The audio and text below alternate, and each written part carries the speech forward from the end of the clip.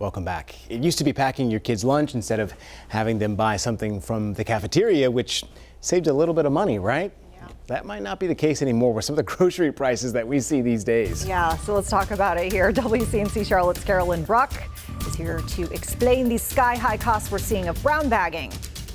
Yeah, and it's probably going to have you asking, where's the money? If you're a parent, you know. I mean, kids, they cost, right? Yeah. Those kids, they need to eat. So let's talk about it. Yeah, they do.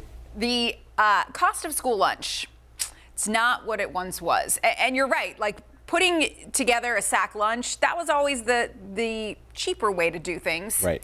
But with these prices, not so much. So food in general at the grocery store is up 10% from just last year.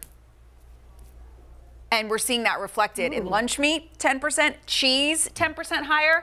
Bread, though, 16% higher. And bread is like a staple in anything. So think about bread, peanut butter. You need peanut butter and jelly. You're like, oh, this is a better option.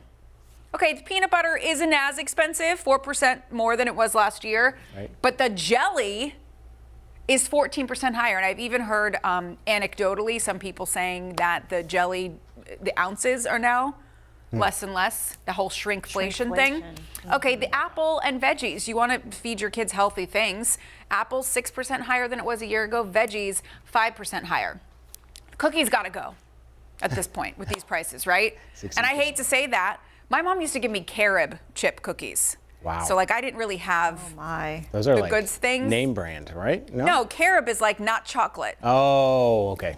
So this looks, to me, to say cookies have to go, that's a big deal, because for a kid who couldn't have them, I always want cookies.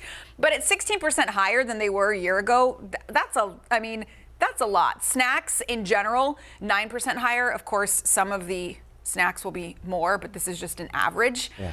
Juice, 13% increase.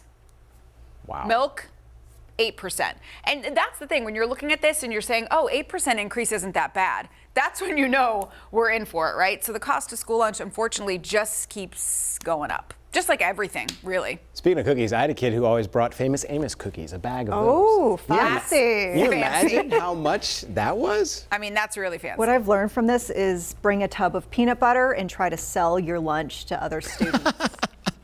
Don't do that. Business. I'm just kidding. An entrepreneur in the making, right here. She's a little entrepreneur there. Yeah, there we go. Carolyn, thanks for watching the cost for us. We appreciate that. Always. All right, we've got more.